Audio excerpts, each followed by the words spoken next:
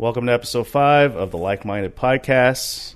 I'm your co-host, Ozzy Dris. I am back, and this is my co-host. If you're the co-host and I'm the co-host, who's the host? We are both co-hosts. I guess. So, welcome back. Happy Friday. Let's get into it.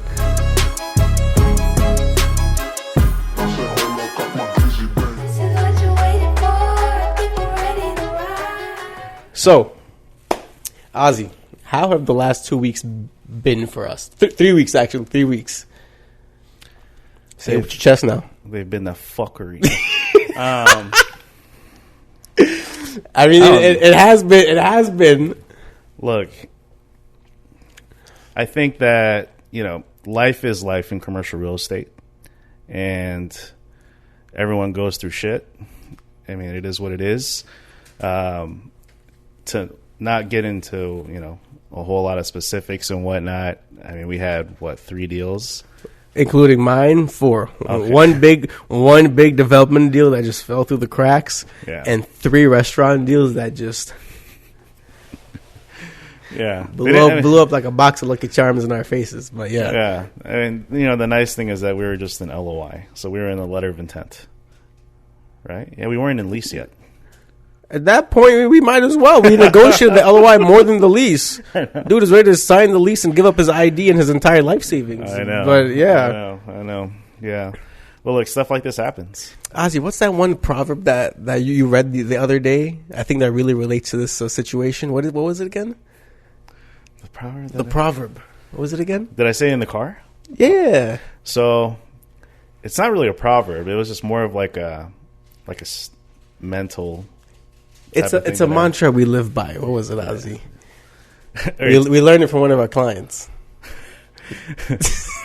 If you know, take it and go. That 100%. If you know, now take it and go. Take it and go. So, no, I remember when we were in the car, and all this just came crashing down. I looked at Jay, and I forgot where we were heading to. Were we heading to? I don't know. We were doing something. I think something. we're heading somewhere, and I looked and I was like, our energy levels were down, but this always happens when shit hits the fan, when everything falls apart. That means something good's about to happen, because I believe that we're not really built like that. We're built to accept greatness. If we accept it. If we accept it. Yeah, if we. I don't want it. It's up to you, homeboy and homegirl, home person. Welcome to the Like-Minded Podcast. But yeah, no, so when stuff hits the fan, something great comes out of it. 100%. There were a lot of good things that came out of this situation that weren't related to what fell apart. I mean, one of the deals came back, but it looks like it's going away. But it came back at least. Yeah, exactly. It came back, and I'm like, oh, that's interesting. But we're kind of over the deal. Oh, dude, time to move on to something different. I called the client back. I'm like, hey, I think we can bring it back. He goes, honestly, dude, I'm mentally checked out of this deal. I'm like, so you don't want it? He goes, I'm like, how about this? I'm like, let's kind of play with them a bit. Yeah, let's try to get this down more, even though we don't want it. Let's see how far we can push it, even though we don't want it, because at this point we have nothing to lose. Mm-hmm. So might as well. And then here we are. We're doing it. Yeah. Trying to, get more discounts and whatnot. If it works, it works. I hope he takes it if it works. If it doesn't, I mean, it's a good experience in negotiating, I guess. Yeah. So we didn't lose our clients. We just lost out on these spaces that they wanted. Again, if you watch some of the earlier episodes, we do a lot of tenant rep. Represent a lot of different businesses, help them find spaces, or to expand, or open their business in for the first time. So they were just spaces that didn't really work towards the end when we thought they did. When you think it's a sure thing, it's not a sure thing. Yeah, it's not a sure thing until the signatures happen. 100%. 100%. I mean, another thing I lost my train of thought. Well, that happens. And we're live, too. I hope we keep this so people know it's raw. Let's keep it, man. It's raw, I mean, so, hold on. Here's what I thought about this week. So we have a listing for a regional mall down in Louisiana, and we've been trying to figure out how to get people to buy our mall. It's as simple as that. And, we kind of looked into using Fiverr. Now, I want your hot take on this. You can use Fiverr to get the contact information of the most active buyers, et cetera, but why don't we try to re-engineer the process to use Fiverr to get the list of, businesses expanding? And I'm talking about local businesses, because I was thinking about it. And if they can get the names of people buying buildings, and they can get the name of, these tenants that are already represented, I mean, I'm pretty sure there's something out there that we can use to find a list of just business owners who have more than one location, whatever, some kind of database. Because what I pulled really gave us results. Mm-hmm. So I thought about it. I'm like, well, why reinvent the wheel and do something different if this is a service? But, like, what do you think about it? And have you tried anything like that before? I have. So I've been slightly dabbling with it. Dabbling. Spirit finger dabbling. Slightly dabbling with this, but if you go on Minneapolis Business Journal, they have all businesses that are listed, and they have either their email or their contact info, but it doesn't really show if they're expanding. It just shows like how the existing businesses that are current in 2024.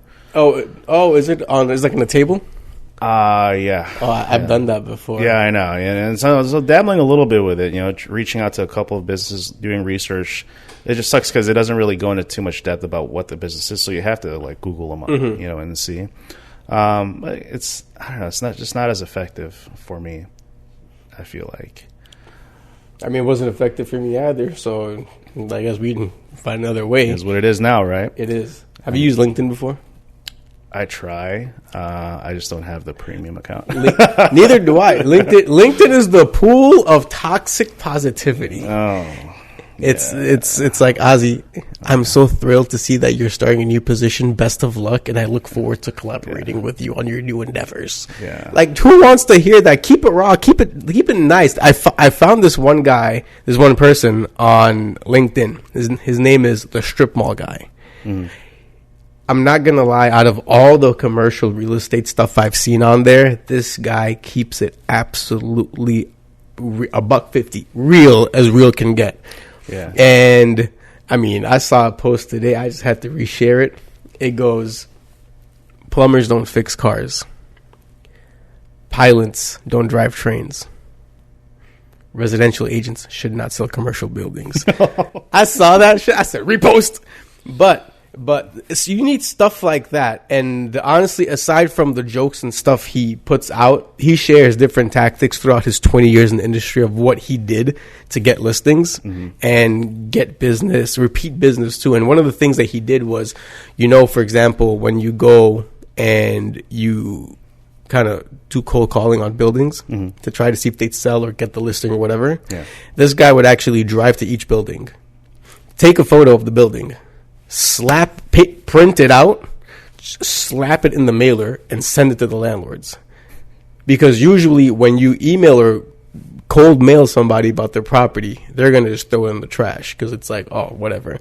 But this dude actually took photos with his phone and put it on the mail. Just the front of the building? Like literally stock the building and put it in there. Wow. And his conversion rate was tremendous. And they weren't all, sell my building, blah, blah, blah. But people were saying, oh, my God, you actually did come to my building. You didn't even just email me sight unseen. Mm-hmm. So it's that kind of personal touch, I believe, can make tremendous leaps in your efforts. Yeah. So taking that, coming back to what I had in mind was, why don't we do that with these businesses? Go to the businesses and take a photo outside the business. Take a selfie. Put it in the email or DM or whatever we use to reach out to these businesses and send it out. Dude, let's try it. We have a couple listing appointments today. Let's find a random business and let's do that. And if it works, we'll let you on the next episode. Yes. But it's about getting creative in your approach to soliciting business. Yeah. I hate the word soliciting. But, so that's a tactic that I at least tried. I want to implement because, I was talking to Stas the other day, and this goes to me and this goes to you. we're working at a time that we've never been in before. You know, Stas and Marshall, they've been around '08. They've been around various economical, political landslides that have caused, you know, the industry to shift. This is our first rodeo. Yeah. And I was talking to him last week when shit hit the fan, and, you know, I was about to go down 6 McChickens down the street to take my sorrow away. He goes, dude, don't feel bad about anything. He goes, you and the deal are separate. He goes, just because the deal doesn't work doesn't mean you are not a good broker. Right. He goes, that's the main thing that you need to learn, is how to disassociate yourself from the deal. Because sometimes there's stuff you can't control, and you shouldn't allow that to affect how you feel about your performance. Right. So when he said that, he goes, you guys are operating in a time where you've never had to do anything to figure it out. He goes, and that's okay. He goes, don't let that deter you. He goes, so keep doing what you do. Keep reaching out, trying to earn business, solicit. And from that conversation, I kind of took it to heart where, okay, I have to do that. We have to solicit, get more business. Oh my God, I'm saying it again. We have to get more business. And when I came across that post, it was the aha moment. Like, okay, let's get creative. What's going to happen if we get creative? What's the worst that's going to happen, Ozzy? Yeah, it's a no. Or just a hand in your face. Yeah. Fun fact, that has actually happened to me before. Yeah. Should we tell the story? Yeah, let's tell the story. Let's tell the story. So we got called to take on 3 listings down at the University of Minnesota in the West Bank campus. The owner was a great landlord. Like, his background, impeccable. He's done everything you can think of. Yeah. He should have a book about him. Yeah. As simple as that. He should have a book about him. So he's very old school. So one day we're talking, you know, me, him, and Ozzy. Let's call him John. Yeah. For the sake of conversation. Far off from what a John would be. Let's call him John. Yeah.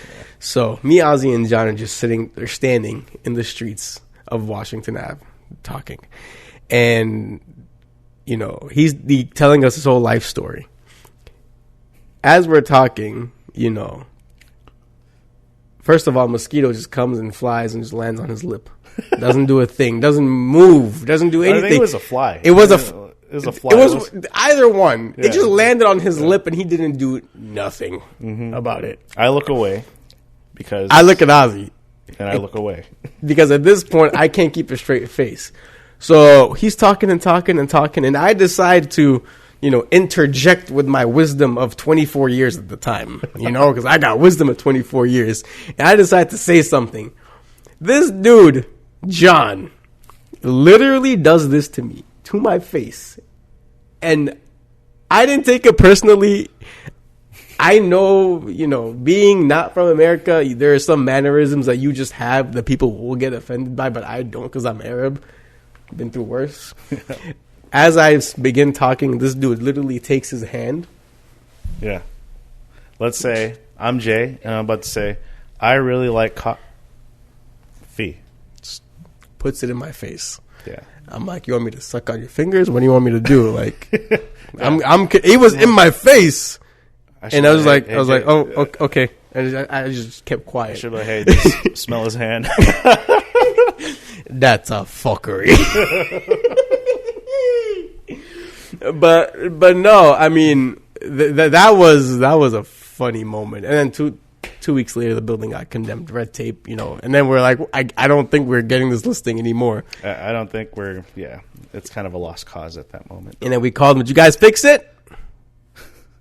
Yeah, we got it fixed, according to John. I walked by, I'm like, it still says condemned. It still says condemned. And this was on the West Bank. I mean, we should call him. We should just call him back and say what's up. We should just say hi. Fun fact, he makes his own beer, which is very funny. Very funny. This guy's done everything. Yeah. From freaking aerospace to defense contracts to freaking weapons to real estate to development. Everything. Dude owns a bar. Yeah. Amazing. He goes, I don't like the bar business, but making alcohol is kind of fun. I'm like, what are you? I'm like, what are dude's touching 80 and he has all these, he's completed life and he has all these side missions he's doing now just to get more XP points to unlock the different costumes. Yeah. Anyway, much. I swear to God. I think he's just bored. He's is bored out of his mind. He's like, let me just make a few million off of this real quick. He is. Oz, let me ask you this. 2024 thus far, what are we in now? March 15? March 15th. Oh, March 15th. I hope you guys got your taxes done. Corporate taxes. And if you haven't, I hope you filed that extension. I'm proud I got mine done 2 days ago. Oh, I know. I found my extension already. Oh. Shout out to Marshall's uncle. Dow. He's my. Don't ask me how much. He's preparing my taxes. So he told me we got to file an extension, buddy. I'm like, all right, run it. I'm gonna utilize Dow's services. Oh, you have to. Yeah. Don't ask me how much I paid. But now, okay. March 15, business. April 15, personal. If you can't do it, get your accountant to file your extension. We're not giving financial advice. We're just giving you life advice. Yeah. But now that we're in March 15, Ozzy, so far, who has been the best client to work with thus far from everybody we have? You know what? This is just, it's one of the easiest clients and most unpredictable clients as well. But it's a guy that I recently represented and closed the deal probably one of the fastest deals I've done. Only took like maybe a week or 2 weeks. No. No. I'm talking about, don't say a week or 2 weeks. I need like the actual raw time before any contract was reviewed or signed. From first showing to decision made to contract accepted, before lease review and all that stuff that takes up all the time. Is that your new record? 2 weeks, yeah. Yeah, 2 weeks. No, without the lease review portion of it. Like you met the guy, you showed him the spaces, he said this one, and you sent the terms and they accept the terms. How long did that take? Oh, about a week. We get it done. Yeah. We get it done. But he's opening up, this was in Coon Rapids, far from me. Opening up a nutrient store for growing plants. So it's an interesting concept. They're starting up and they're more so catering to marijuana plants, marijuana growers. They're not carrying the seeds, but they're carrying all the nutrients and whatnot. But it was so fast, and his background isn't even in that. This is a whole new business for him, but he has really good financials. So keep that in mind if you want to lease a space out, have good financials. Good financials, had good intention, good business plan, and he's like, I should have put lotion before we started this episode. God damn. Oh. Can we cut out my hands too? Yeah, thanks. can you like add like CGI some lotion? Yeah, CGI some lotion. But no, it got the deal done. It was quick and one of the easiest ones, but talks a lot and very unpredictable on what he's going to say. Like really unique individual, but he's super smart, and so far that's probably the best client I've worked with so far. Did you check if the tobacco store build out was done yet? Huh? Did you check if the tobacco store build out was done? What tobacco store build out? Exactly. It's been so long that you forgot about it. In Coon Rapids, next to Tono's. Oh yes, yeah. Is it done? I don't know. I didn't stop by. Oh God. But what about you? I would best client so far. I'd have to say Burger Press. Okay. Mo was on a different level. Yeah. He is. Yeah. This guy is just packed with stories and life experience. And if you haven't checked them out, go to Burger Press / Shawarma Cart off of France Ave, 71. 25, I believe. No, 7145 France Ave. It's a space right next to it. So I think 7140 France Ave. Mm-hmm. Best burgers you're going to get in town. Best shawarma bowls you're going to get in town. Yeah. Giving a lot of people a run for their money. I'm not saying that because he's my client. I just have high standards of what shawarma is, and he meets those standards. Remember, I'm not from here. I just got here on some Tony Montana stuff off the boat. I'm not from here. I just got here. So he's the real deal. But no, I think just in working with him, because we get to keep it raw. You know, we don't filter anything. He's as cool as it gets, and you know, it's something different when the client appreciates all the hard work you do, even though the deal falls through, and you know, you fall on your face flat and you question everything that you do. But you know, they appreciate that because they see the hard work you put into it. Yeah. And when they see that and they appreciate it, and they tell you, hey, we're going to go and we're going to find a space and we're going to make it happen, then you're more motivated to get it done. So I think, you know, Burger Press has been the best client I've worked with this year thus far. You know, I love all my other clients as well. I love them all, but it's you know, just from now short period of time, you know, I think I'm putting Burger Press first. But I love all my clients. You guys are all amazing. No, that's the thing. Like, I was just thinking more in terms of, okay, who have I successfully completed like a deal for, and who has been really amusing to work with. And it was my client that is going to open a store called The Crop Shop in Coon Rapids. So make sure to check them out. But I mean, I enjoy working with Football Pizza, and we're still working for them, trying to find them a space. I mean, now we're disclosing who our clients are. Oops. Good. Hey, whatever. It gives them promotion. I mean, hey, if you don't see here, you see on the Business Journal. Either way. I mean, so shout out to simple as that. Cafe Meow, Football Pizza, Burger Press, Falafel King, Bonchon, Tour Le Jour, and we're talking about company clients now. Yep. It's never ending. It's never ending. Shout out to the Burnsville Center. Yep. Oh, and then we're also. So, what are your thoughts on the new listing we got? The Johnny Boy's Pizza coming live soon, but it's very interesting. It's one of those very rare occasions when you think it's a pizza shop, but you end up getting a full kitchen. It's a full kitchen. Yeah, I mean they slang out a ton of pizzas, but like the pizza oven isn't even that big. But like, man, they're really slanging them out of there. But like, it's a huge kitchen if you think about it, and they have like a walk-in cooler and a walk-in freezer, I believe, from what I remember seeing. We just got the listing, so we're still trying to get comfortable with it.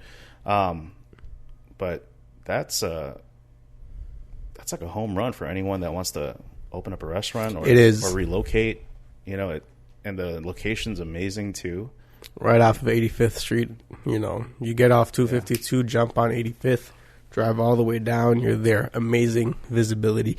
But the nice thing about it is that it's family owned and family operated. Yeah. And then it goes back to, you know, the fact that even though they're selling, they're looking to get into something else. And over the course of time, over the last couple of months, we've seen a lot of family owned small businesses kind of stepping up into the shoes of national retailers that have decided to leave spaces. So there's been a ton of opportunity for these small local businesses, and I feel like they've been really taking advantage of it. I mean, the Walmart up in Brooklyn Center. Yep. You know, Walmart left, owner of Sun Foods. Yep. They came, they took it over, they purchased it for around, what was it, $8 million? Something like that? I think 8, yeah. Something like that. And then, boom, they operated. They're open now. It was a quick turnaround. Yeah. And then the Applebee's right in front of it. You know, Applebee's left. It went dark. Your boy put another local Mexican restaurant in there. They're on their fourth location, you know, 3 Mexican restaurants, 1 breakfast spot. But it's like these small businesses are stepping up and are filling the shoes, which I think is what we need. Because reliance on national tenants at this point in time is very, very, you know, people are hesitant to rely on them because they can just go. Yeah, they can like bounce that. Anytime. The nice thing, too, is that we're in Minnesota where it's all about small business. It is. So the support is like on another level. Yep. And everyone just gets excited. You know, and for the most part, they're there to stay. They're not like national tenants where like, you know, in 2 years, this market's not really working for us. Let's just go. Yep. But I mean, I think this was a great episode. It's sad that we have Winnie in the back kind of yelling at us to wrap it up, guys. I gotta edit this and go home, okay? It's Friday. It's Friday, guys. But all jokes aside, Winnie, our CMO, does a phenomenal job at every content piece that you see on the page. So we might be, shooting the shit up front, but she's the magic on the back end. So if you haven't dropped some appreciation towards Winnie, drop some appreciation towards her. This is episode 5 of the Lykeminded Podcast. I'm tuning out, Ozzy. Thank you for tuning in. We're tuning out. Peace. See you next time.